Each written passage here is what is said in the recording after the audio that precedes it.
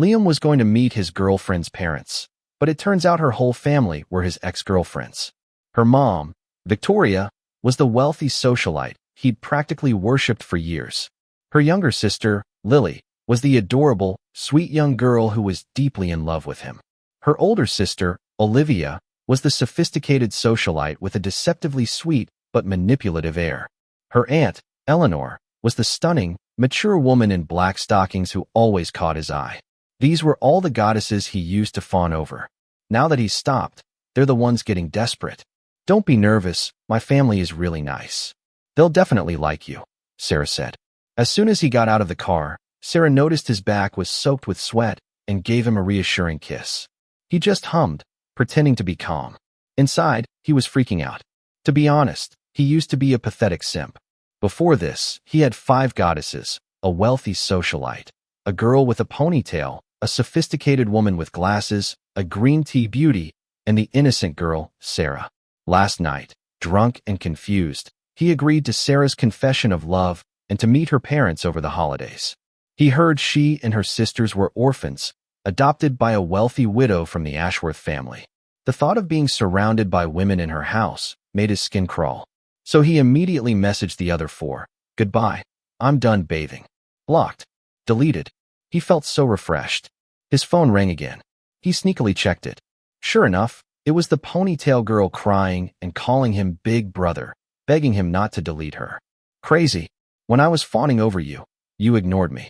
Now that I'm not, you're chasing after me." He quickly turned off his phone. "Let's go. My family is eager to meet you." Sarah took his hand and knocked on the villa door. "Oh, right. Does your family have any traditions for first meetings, like bowing or something? Should I call her ma'am, or—" Before he could finish, a woman opened the door. Sarah called her mom. He forced a smile, looked up, and instantly his vision tunneled. His legs went weak, and he dropped to his knees with a thud. Sarah was stunned for a moment, then quickly tried to pull him up. "Alex, we don't have many rules. You don't need to bow so formally." His legs felt rooted to the spot, head down.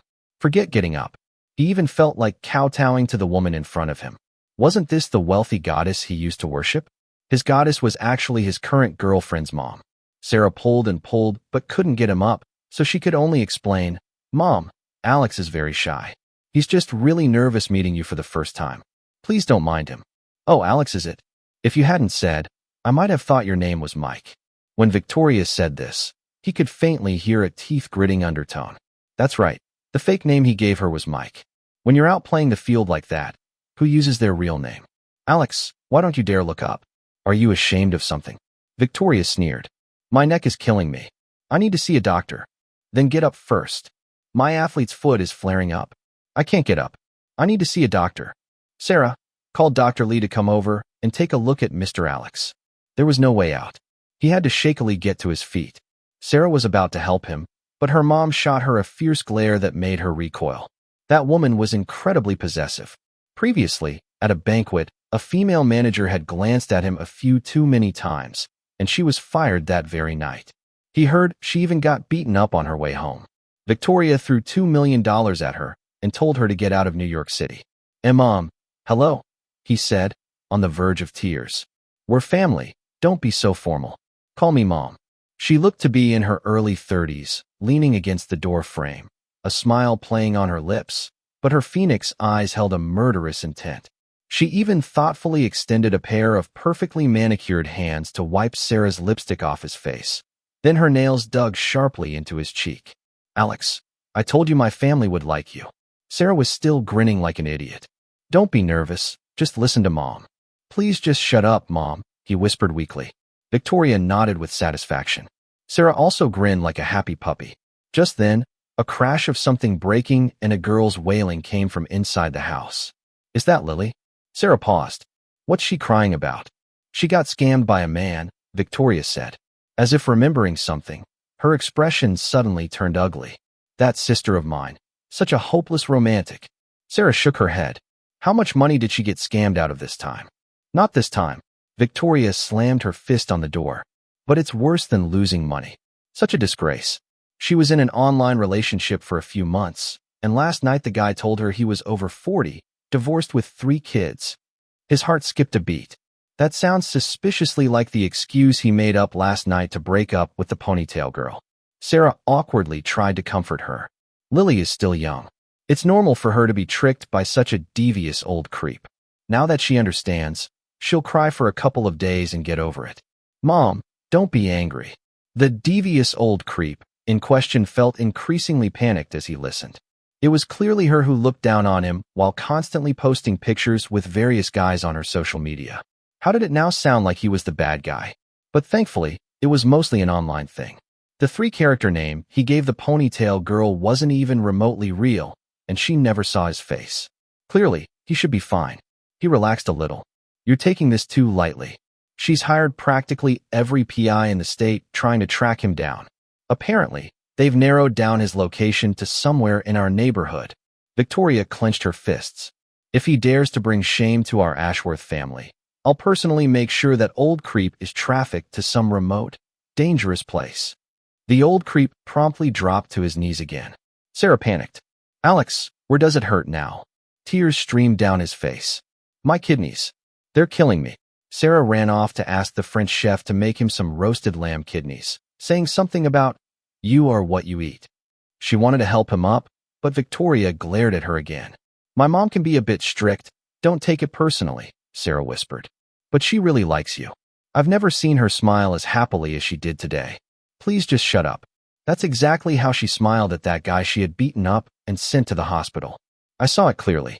He wanted to escape, but he couldn't because Victoria had closed the door and turned the lock 18 times. Clearly, she didn't intend for him to leave alive. Her face was icy as she walked beside him, her eyes constantly darting to his rear. He recently had a procedure, so he's walking a little funny. Haven't worked out in a while, so my muscles are a bit soft. All right.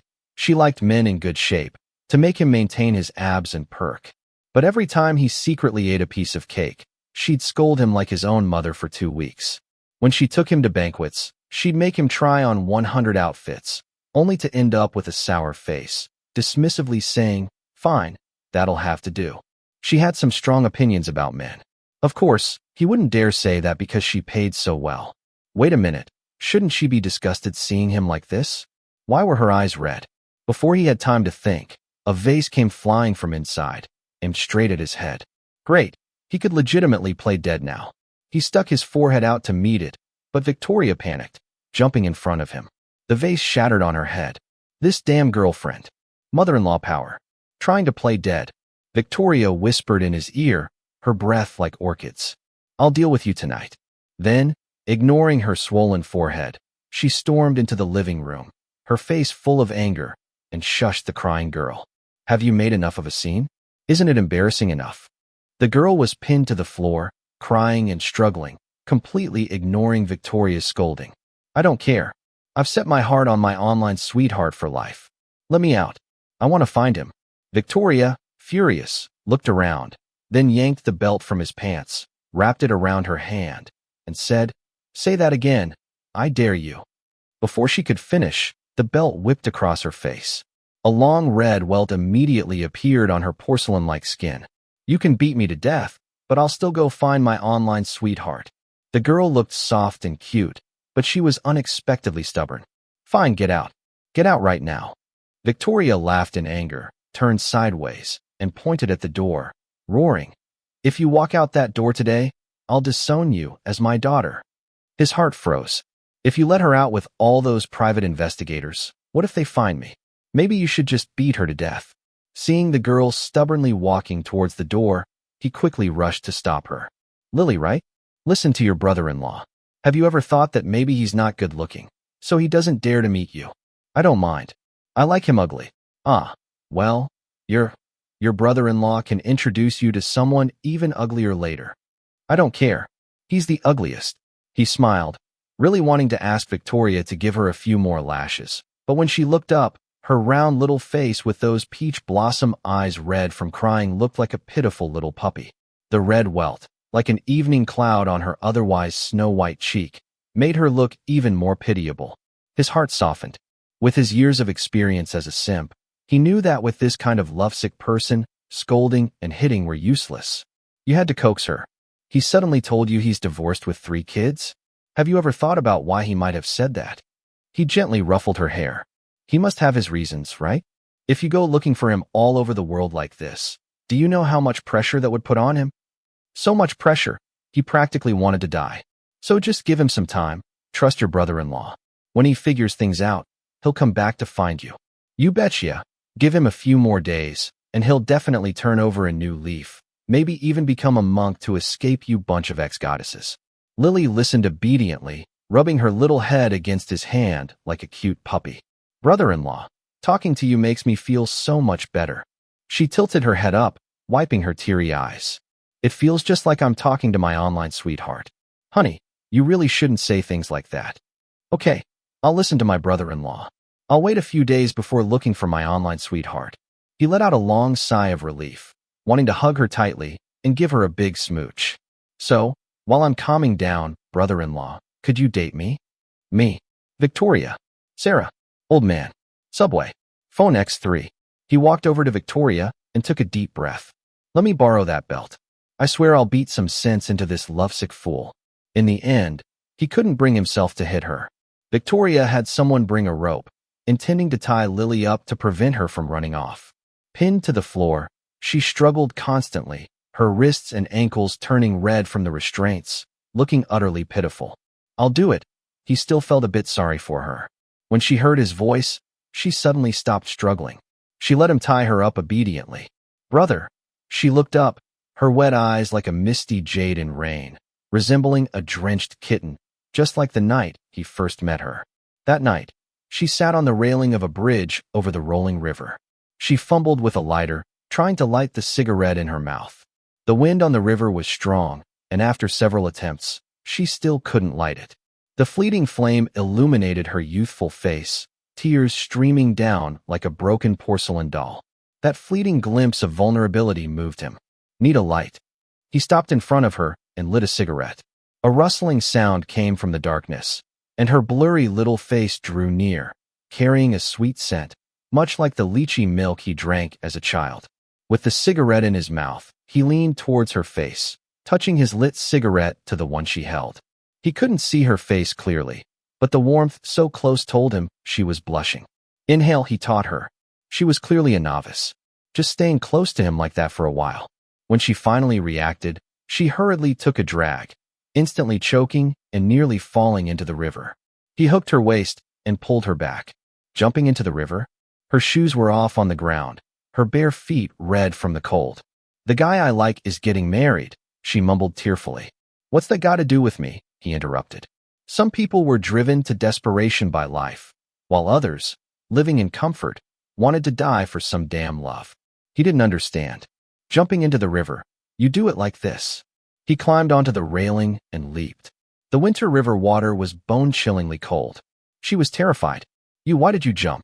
She hesitated for a long time. Then there was a splash. She was still shouting, don't be afraid. I'm coming to save you. Glug, glug, glug, you can't swim. Can you, sis? In fact, he just wanted to scare her. Who knew she'd try to come down and save him? Seeing her sink, he sighed and swam over. A drowning person is more dangerous than a turbulent river. Watching her flail, he didn't dare approach rashly. Finding an opening, he punched her temple. She went still and sank straight down. He dived down and grabbed her, almost sinking with her, but the thought of potentially becoming fodder for gossip columns with a headline like, "Infatuated Lovers Meet for Midnight Suicide Pact," made him muster the last of his strength to pull her ashore. He sighed, ready to leave, but then he heard her muttering in her unconscious state, "Brother, don't be afraid. I'm coming to save you." In the end, he spent 20 cents on a call to 911 for her. They asked if she had any other injuries besides drowning. He hesitated for a long time before saying, "Her right temple seems a little more prominent than her left." Maybe naturally. She was soaked through, her newly developed body shivering in the cold wind. He took her clothes to cover her and held her to keep her warm. She subconsciously snuggled into his embrace like a little octopus. Finally, hearing the ambulance siren, he pushed her back onto the ground and slipped her wallet into his own pocket. Considerate payment for saving her life, no debts owed. He turned to leave. Who knew she'd get attached to him? She got his number from the 911 call, told him to call her Lily, And every day, it was save your brother, wanting to treat him to a meal as thanks. How could he agree? What if she asked for her money back later? Seeing he was ignoring her, she started transferring him thousands, then tens of thousands, saying just talking to her would be enough. He didn't take it. Though he loves money, he doesn't scam idiots. As a result, she became even clingier, saying he was different from the other brothers she knew. Others were only nice to her when she gave them money. So you're a suicidal ATM, huh? If he ignored her, she'd call and cry, her crying pitiful and heart-wrenching. He thought it would be incredibly annoying, but it turned out he kind of liked it. It was a new experience for him. How could her crying sound so captivating? His heart felt like it was being scratched by a kitten, itchy and tingly, making even her rambling sound pleasant. She cried about being an orphan, how she was adopted, how she was always called stupid, how she could never compare to her two non-biological sisters. She cried about how her ex-brothers treated her like an idiot.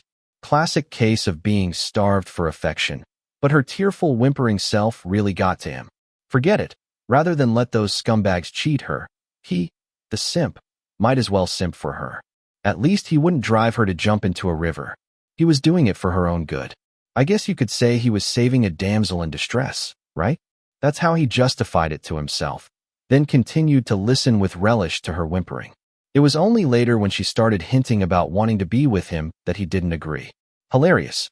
Giving up his grand simpering career for one lovesick girl? Impossible. She seemed to have a relapse, starting to post pictures with this brother and that brother on her social media, even tagging him. Bizarre. He wasn't into that kind of thing. Luckily, it was too dark that night. She couldn't recognize him. All right, this should do it. He finished tying Lily with a rather elaborate, almost artistic series of knots, let out a long breath, and stood up. Then he saw Sarah and Victoria staring at him, their expressions strange. Alex, not as quite artistic, huh? Sarah said, blushing. He instinctively looked down at Lily, and his heart skipped a beat. Oh, crap. He was so lost in thought about those past events that he'd habitually tied her in a shibari-style knot. Well, playing some kinky games are we? Victoria sneered, her eyes darting suspiciously between him and Sarah. Who taught you that? Ma'am, let me explain. Me. A voice as cold as ice rang out. A woman walked in from outside, taking off a black trench coat to reveal a white shirt stretched taut over her chest. A pair of gold-rimmed glasses sat on her straight nose, and she held a scroll of paintings, exuding in an air of a sophisticated, mature intellectual. Aunt Eleanor, why are you back so late today? Sarah went to take the woman's coat, then she introduced them. This is my Aunt Eleanor Ashworth. She's a teacher. She's heard a lot about you, and even said, Hey, Alex, why do you look so pale? Is it my pallor that's the problem? What I need is a hole to crawl into. Watching the woman who taught him those knots approach, he could only lower his head and timidly say hello. Ms. Eleanor. Ms. Eleanor and I were engaged in a very novel kind of role play. Actually, it wasn't that new. She just had a series of paintings called Forbidden Passions recently. Unfortunately, she'd taken a liking to him as a model, telling him to just call her Ms. Eleanor. This would have been normal if the painting process hadn't involved ropes. But she paid so incredibly well, and with her demure appearance, he reluctantly agreed.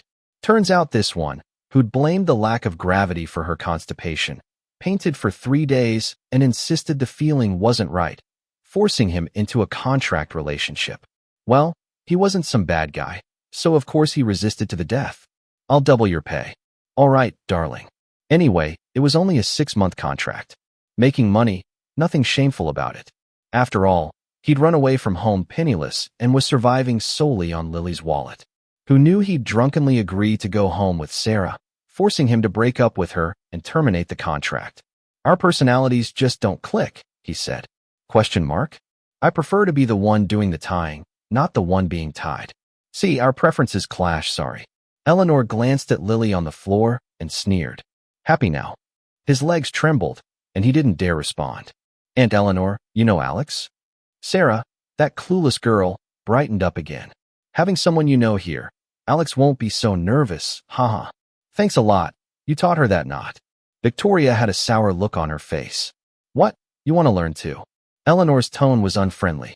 These two didn't seem to get along, just as it looked like they were about to fight. Hmm, a cat fight. Interesting. Stop fighting, stop fighting. What's there for family to argue about? A lazy voice drifted from a bedroom, drawn out like a song. Then the door opened, and the first thing he saw was a pair of bare feet, fair and jade-like, as if meticulously carved by a master craftsman. The arch and ankle curved perfectly, dazzlingly beautiful. Next, a red, open-front silk robe, revealing a well-defined calf. Finally, that intensely glamorous, bewitching face. Her hair loosely tied in a bun, looking like a spirit straight out of an ancient scroll painting. I was filming nearby yesterday, so I just crashed here for the night. Woke up to you all arguing. But about this, I need to explain things to you on Alex's behalf. She yawned sleepily. He was already numb, but the moment he saw her, his heart still lurched. Olivia, the most troublesome one, had appeared. Oh, that knot. Aunt Eleanor picked it up when she had to tie up a little piglet once. Olivia spoke with a smile in her eyes. She was painting a piglet in class that day, and it kept running around, so she had no choice but to tie it up. Alex is smart. Learned it just by looking, right? Sure enough, she was starting. He'd never heard a kind word from her. She was subtly insulting him, but he could only nod in humiliation and agree. Alex here is closest to me. He's just a bit awkward with words and not always the quickest on the uptake, so please bear with him. As Olivia spoke, she rested a hand on his shoulder, revealing an arm as white as a lotus root. Instantly, the way the other women looked at them became strange. Even the usually amicable Sarah's expression changed slightly. Sis, you know Alex? How come I never heard you mention him? Olivia chuckled softly, like a cunning vixen. Well, you'll have to ask Alex about that. Ask me what? What could he say? That you caught me juggling all these relationships, and then blackmailed me into being your plaything? She was the only ex he hadn't made up a weird excuse for when breaking up. Firstly, it wasn't necessary, he couldn't fool her. Secondly, he knew she never had any feelings for him, purely using him for amusement. Surprisingly, though, when he told her he wanted to break up, she just smiled faintly and said, "All right, well." Well, turns out she knew this was coming all along. I'm her fan, he managed, forcing out an excuse. Luckily, the chef started bringing food to the table just then. Finally, a chance to change the subject.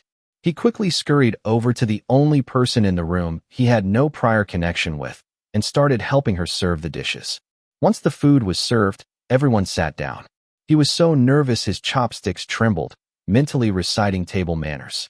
He didn't dare reach too far, only picking at the dishes closest to him. Is the food not to your liking? Victoria, sitting beside him, suddenly asked. No, it's all delicious. Then could you please stop picking food from my bowl? Oh God, sorry. I'm a bit nervous. Felt like this was his last meal. My family is rather serious. Alex probably isn't used to eating like this, right? Olivia rested her chin on her hand, every smile and frown exuding charm.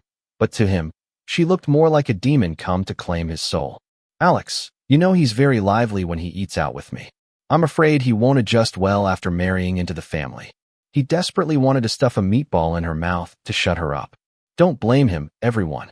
Alex is just simple and doesn't know any better, let alone meeting the parents for the first time. It seems he hasn't even dated much, right? Yes, Alex is my first love, and I'm his, Sarah said, glancing at him shyly. Me? Sure enough, as soon as those words were out, 10 eyes instantly fixed on him again. I need to use the restroom. He shot up from his seat. Excuse me. He clattered up the stairs to the bathroom, locked the door, and began contemplating the possibility of flushing himself into the Pacific Ocean via the toilet. But just as he'd rejected countless plans and finally lifted the toilet tank lid, preparing to knock himself out, someone knocked on the door. The figure outside, hair and clothes impeccably neat, as if drawn with a ruler, was unmistakably Eleanor. Maybe I should just knock her out, he thought, looking at the tank lid. He took a deep breath, deciding to stick to the persona from his breakup excuse to make this woman thoroughly dislike him. Surely then she wouldn't chase after him anymore. He opened the door. She darted in, slamming the door shut. She pressed him against the wall.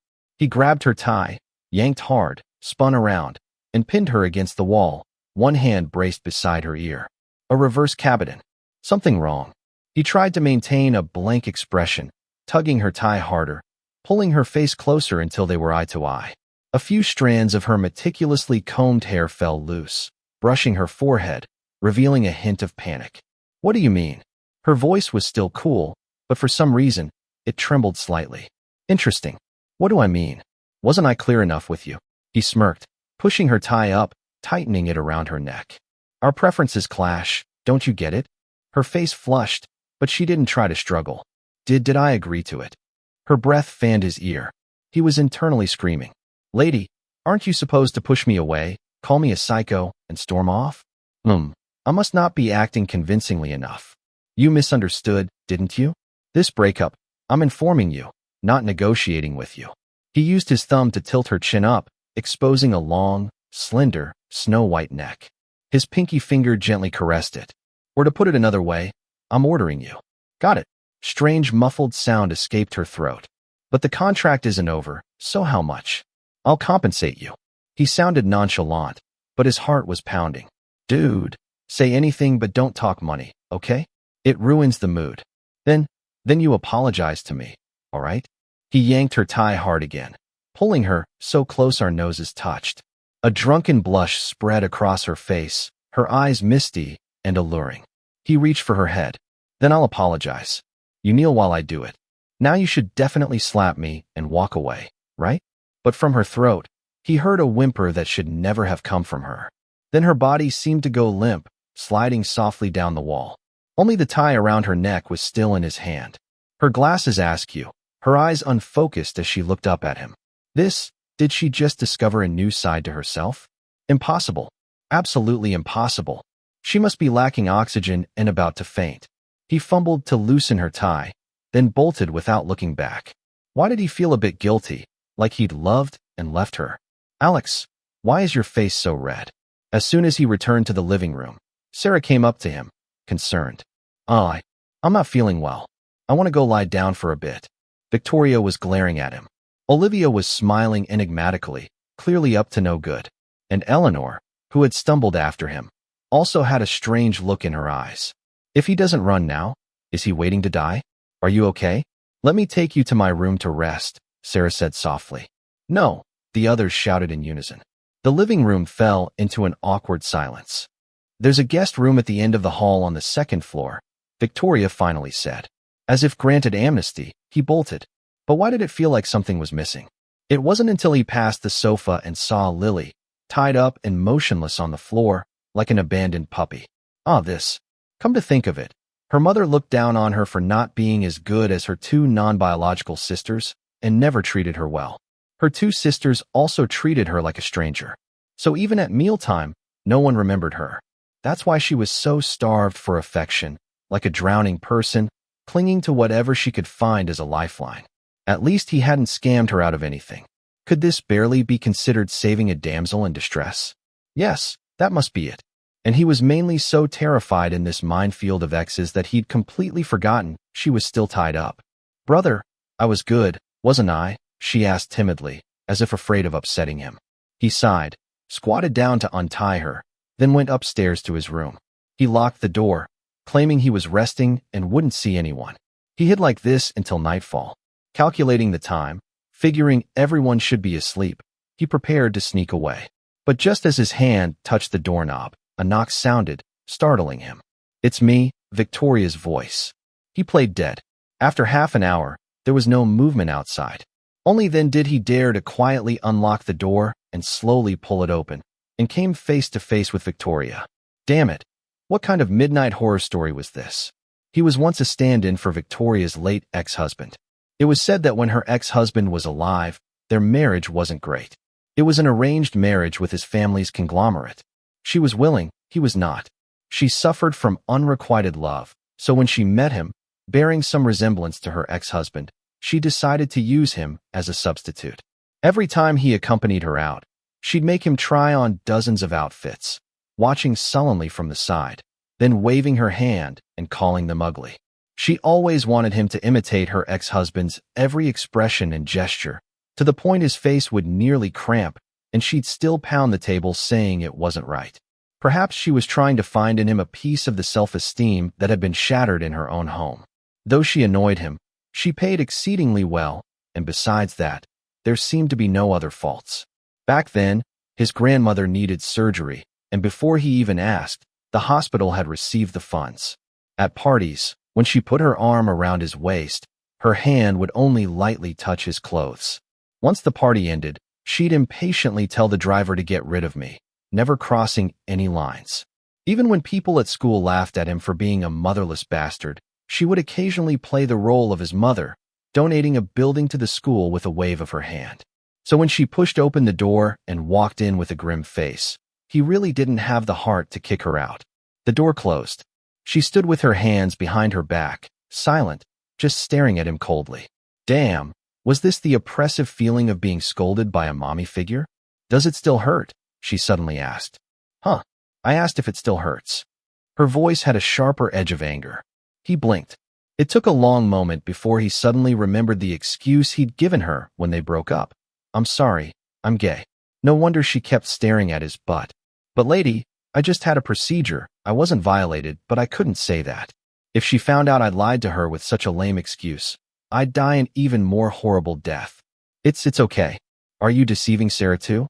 Actually, his toes curled into the floor. Actually, she's a lesbian. Victoria, it's a lavender marriage, you know. She was silent again for a long time, her face growing colder, like it had just been pulled from a morgue. Ma'am, you're not going to hit me, are you? She suddenly raised her hand, and he quickly covered his head, but she merely tucked his hair behind his ear, her voice softer and more tender than he'd ever heard. If you break up with Sarah, I wouldn't mind a marriage of convenience with you. His brain short-circuited. This was too advanced for humanity. Alex, I'm serious. Her face showed a hint of urgency. I know I wasn't good to you before. It's just that I felt I was too old for you. I felt unworthy. Let me take you away, please. We can go abroad. Bring your boyfriend too. It was getting more and more ridiculous. If it were anyone else, he wouldn't make such an outrageous request. Alex, you have to believe me. Anyone but Sarah. A knock on the door interrupted her. Their expressions changed drastically. He could already imagine tomorrow's headlines. Shocking. Son-in-law caught with mother-in-law in midnight tryst. She paced around the room frantically, her gaze finally landing on the space under the bed.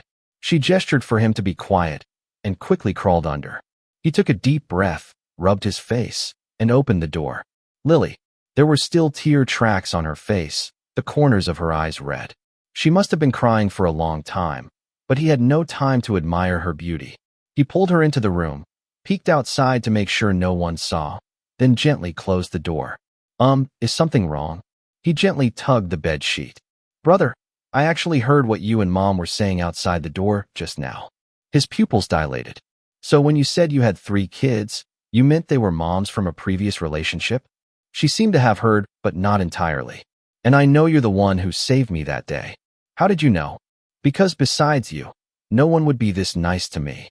Do you think you're Sherlock Holmes? Stop with the wild deductions. There are plenty of nice guys in the world, like the ones looking at you right now. It's okay. Even if brother becomes daddy, it's okay. This isn't some kind of stepdad fanfic. Daddy, please don't leave me, okay? I want to go abroad with you. I'll be very good. Why are you calling me that already? I wanted so badly to slap some sense into her. But then another urgent knock on the door sounded. Get in, he hissed, pointing under the bed. She lowered her head like a child who'd done something wrong and obediently crawled under the bed. He vaguely heard Mom, you're here too? Open the door, Eleanor. He didn't care if anyone saw anymore. He yanked her into the room and slammed the door. He used a bit too much force, and she ended up sprawled on the bed. Too many lice to care about itching. A dead pig isn't afraid of boiling water. Are you some kind of masochist? Wasn't I clear enough? Why are you clinging to me like this? Eleanor had started to sit up, but hearing his words, she froze. Her usually composed face instantly turned beet red.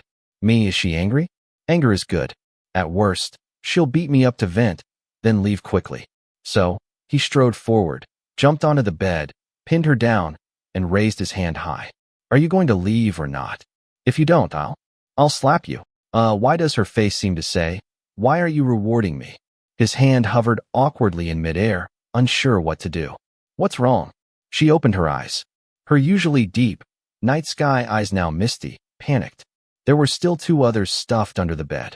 The atmosphere was already awkward when a voice suddenly came from under the bed. "Hey, let me borrow that belt. I swear I'll beat some sense into this one." "Who's there?" Eleanor exclaimed in shock. The knocking on the door came at just the right moment. "Get in there, you." He grabbed Eleanor's tie and stuffed her under the bed. "What are you all doing here?" This time, the guest star was Sarah. To be honest, Sarah was truly a breath of fresh air in this bizarre family. Everything with her was ordinary. They met in the library, ran into each other a few times, and later got together, just like any normal couple's romance, describable in a few dozen words. The only slightly unusual thing was probably the day his father showed up at school. He drunkenly cornered him at the school gate, demanding money. He asked where he got the money for his grandmother's medical treatment, asking if he was selling himself. The whole school found out he had such a gambling-addicted father. He was blocked from entering the dormitory, had dirty water thrown all over him, and was told he didn't deserve to go in. So when Sarah rushed over and reached out to pull him, he sidestepped. She was as bright as winter sunshine, while he was a rat struggling in the gutter. He never felt he deserved anything beautiful in this world. "I'm tainted." She didn't comfort him by saying it wasn't his fault, nor did she make any vows to stay by his side. She just gently picked up the bucket of dirty water and poured it over her own head. "See? I'm not so pristine myself." Sarah walked into the room. "Are you feeling better?" She still had that gentle smile. He seemed to have never seen any other expression on her face. "Much, much better. Alex, you seem a bit strange today." After saying that, she leaned quietly against the wall, not asking any more questions, just fiddling with the ring he gave her. She was always like this. If he didn't want to say something, she never pressed. He decided to confess to her, confess that her entire family were his ex-goddesses. But before he could open his mouth, another knock came from outside. "Alex, Olivia. What was she doing here?" Sarah blinked. "I should probably hide. After all, we're not married yet. It's not good for me to be in your room late at night." With that, she very consciously crawled under the bed. "Me? You guys. Ahem. Couldn't sleep? Just came out for some air." "What a coincidence, me too." "Me too." Anyway, there was no one else left in this house. When Olivia walked in, he didn't even bother closing the door, even wanting to point under the bed and tell her to hurry up and join the family reunion. Olivia smiled enigmatically, her eyes sweeping over the empty yet not so empty room. "Quite lively, isn't it?" Sure enough, nothing escaped this woman's eyes. "You two-faced snake," he muttered under his breath.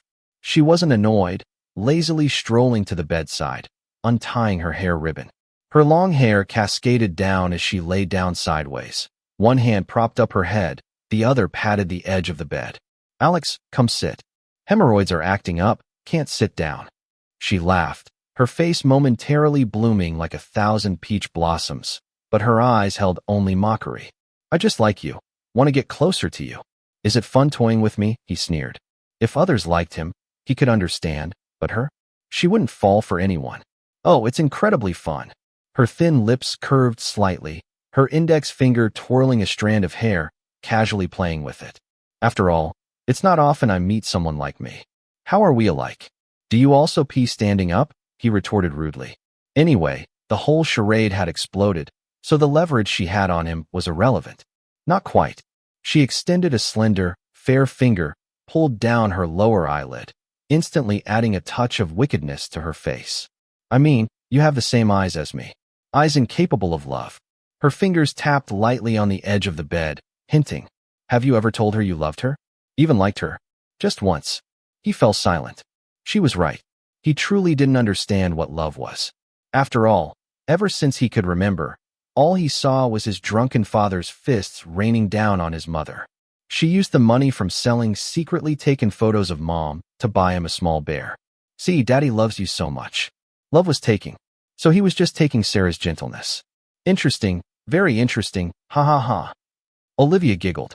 "It figures such a dysfunctional family would all fall for someone as messed up as you. How amusing. All my efforts to bring you all together weren't in vain." What a disgusting thrill-seeker, he thought. Midnight. Midnight. Everyone was back at the dining table. The atmosphere frozen solid. "Brother, did you really never like me?" Only Lily was sobbing, asking him. He shook his head. "It's okay. I don't blame you, brother. I know brother was just afraid I'd be tricked by others." Lily kept wiping her eyes, but tears still rolled down onto the floor. No one else spoke, and Sarah, who should have been the most furious, just quietly brought tea and placed it in front of everyone. Alex, what about me? She sat beside him, asking softly. I'm sorry, he didn't know what to say. It's okay. She gently squeezed his hand. This is so boring. Olivia yawned, stretching her legs out onto the table, teasing Victoria and Eleanor. Aren't you two going to fight? Sis, could you please be quiet for a moment? Sarah stood up, her face devoid of a smile for the first time. Olivia pouted, picked up her teacup, and said no more. Silence descended again. Alex, then can you give me some time, perhaps? Sarah asked softly. He remained silent. Some things you just have to admit. You're born that way, and that's how you'll be for life. It's okay, I can wait slowly. I can wait too, Eleanor suddenly said. The others, though silent, all turned their gazes to him. But he didn't want to give anyone false hope. Just as he opened his mouth, a wave of dizziness suddenly washed over him. Sorry, but Alex belongs exclusively to me, Sarah said, her eyes dark. In a daze, he suddenly remembered that ever since his father appeared at school that day, he hadn't seen her much, and the people who threw dirty water on him also hadn't reappeared at school. After that, others looked at him like he was a monster. The world before him began to spin, and he heard the sound of chairs scraping. The others started collapsing to the floor one by one. Don't worry, they're just asleep, Sarah whispered in his ear. Soft kisses landed on his ear, his face, his neck, moist and warm. Alex, I really want to hide you away. Hide you in a secret room no one knows where. Only I can touch you. And yet I also want to encase you in amber, wear you, like a pendant, to show the whole world that you're mine. Her lust-filled gasps fell on his skin, kisses turning into nips and bites. But I can't. She suddenly stopped, a long-suppressed pain seeming to choke her. From the very beginning, I knew you didn't love me, so I can't. Her tears fell on his chest, burning like a hole through him. After a long while, she slowly placed him on a small cart in the corner and began to push it towards the door. Behind them, Lily and the others were slumped over the table or lying on the floor. Only Olivia, leaning back in her chair, quietly opened her eyes and curved her lips at him. I'll find you, her lips seemed to mouth. Sarah opened the door to the deep night outside. She walked out slowly, and he, drowsy, felt the gentle rocking, like when he was very young in his mother's arms. He slowly closed his eyes, listening to her soft murmurs. Take it slow. We have so much time. All the time in the world. I'll wait. I'll wait for the day you finally love me.